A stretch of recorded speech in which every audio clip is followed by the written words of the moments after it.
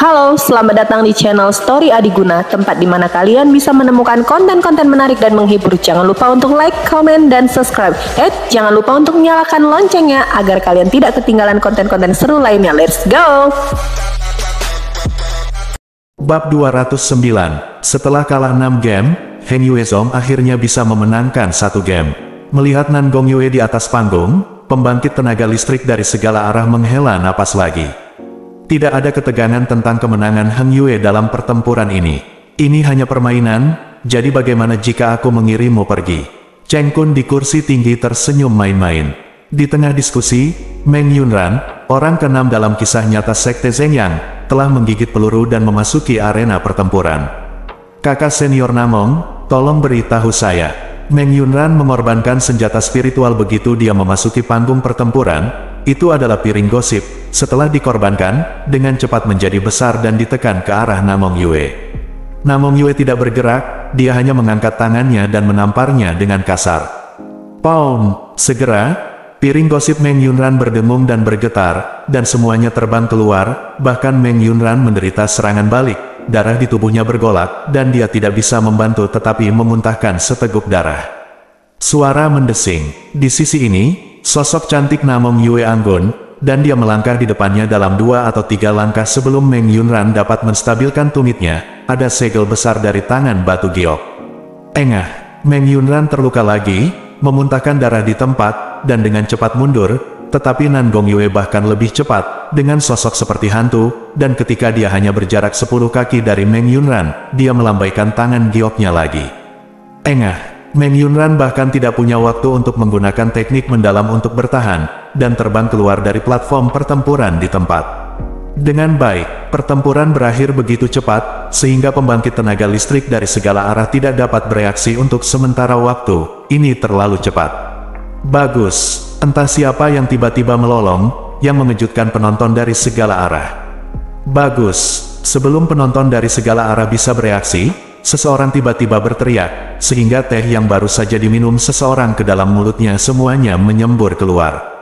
Apa yang kamu melolong? Kamu pasti sakit. Semua orang melihat dengan wajah hitam, hanya untuk menyadari bahwa itu datang dari arah Heng Yuezong.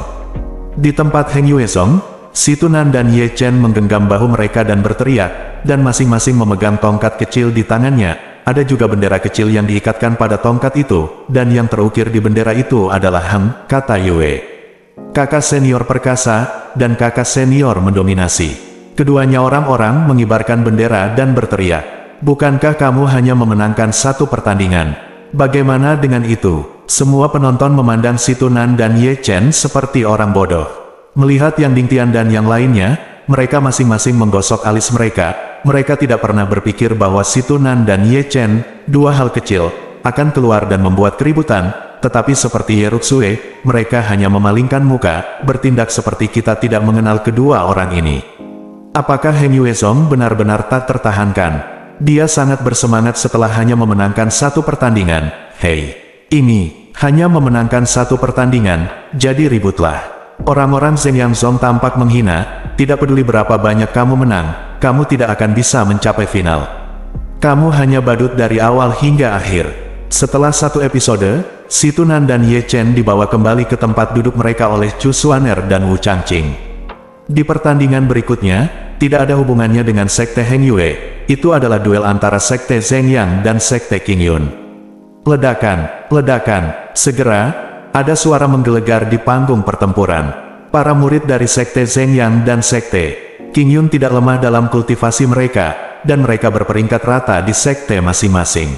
Pertempuran mencapai klimaks sejak awal. Ye Chen sibuk lagi, dan mata roda langit terbuka samar sebelum semua orang menyadarinya. Dia menatap panggung pertempuran, dan metode rahasia apapun yang dia suka akan dicetak tanpa ragu-ragu. Waktu berlalu dengan lambat, dan babak sistem gugur dari 3 kompetisi besar memakan waktu lebih lama dari yang diharapkan, dan itu tidak berakhir sampai langit mulai gelap. Selama kurun waktu tersebut, adegan-adegan berapi-api muncul silih berganti, dan tidak hanya 1 atau 2 orang yang membuat penonton terkagum-kagum. Ledakan. Dengan raungan besar, tubuh berdarah terbang terbalik dari platform pertempuran melihat dengan hati-hati. itu adalah murid dari Sekte Qingyun, dan seorang murid dari Sekte Zhengyang yang masih berdiri di atas panggung juga berlumuran darah. Sejauh ini, babak sistem gugur dari 3 kompetisi telah berakhir.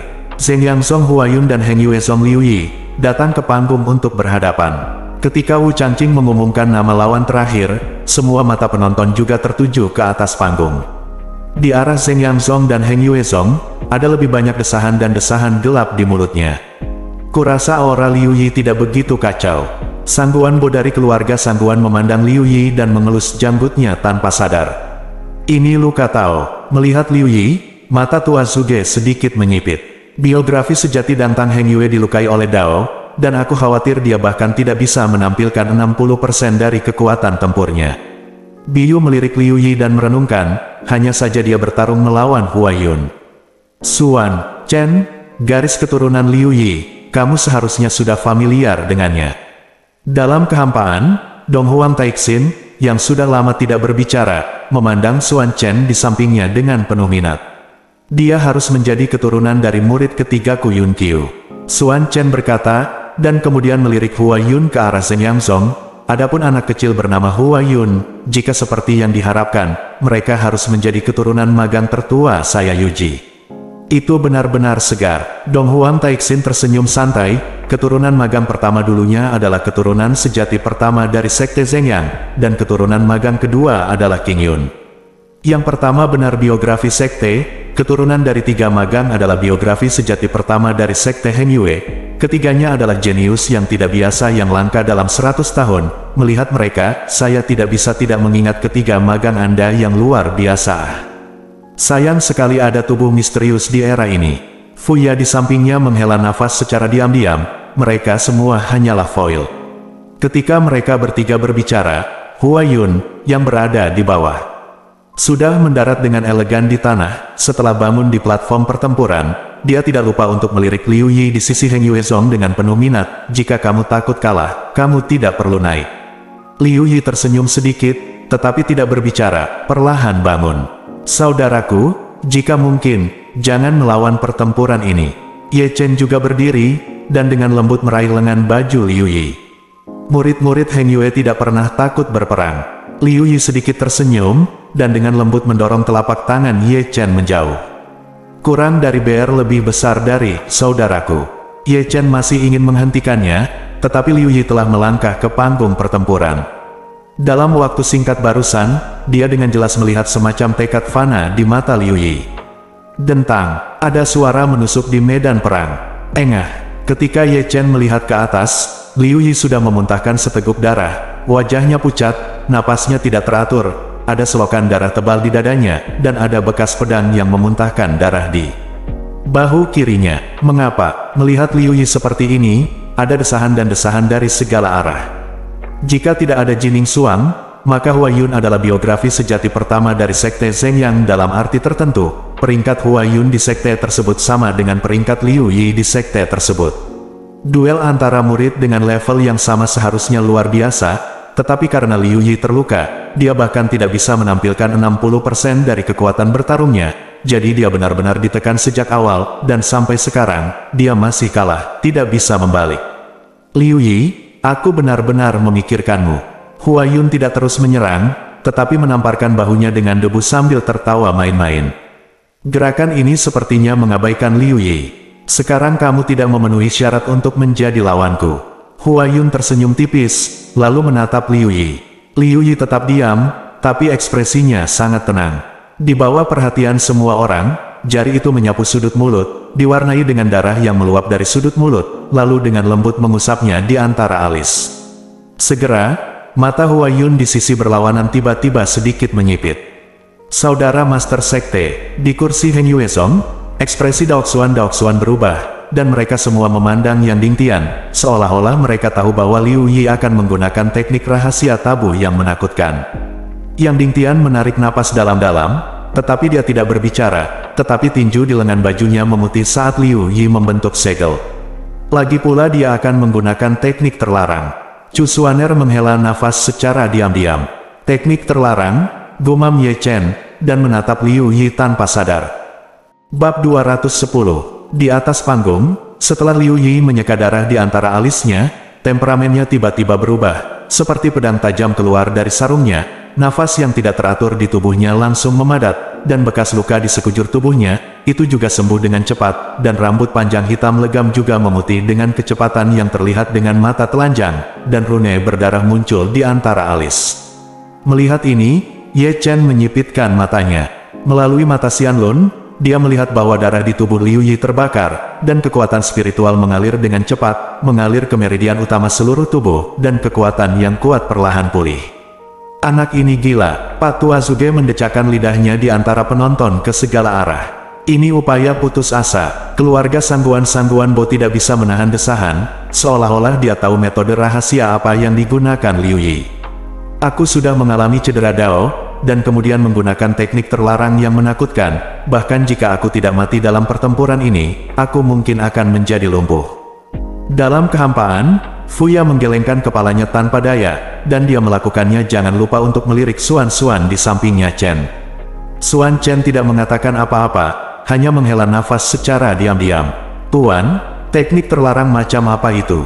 Duduk di kursi, Ye Chen menatap Chu Xuaner dengan curiga. Pengorbanan surgawi. Chu Xuaner berbisik, ini adalah teknik terlarang yang membakar esensi darah dan darah.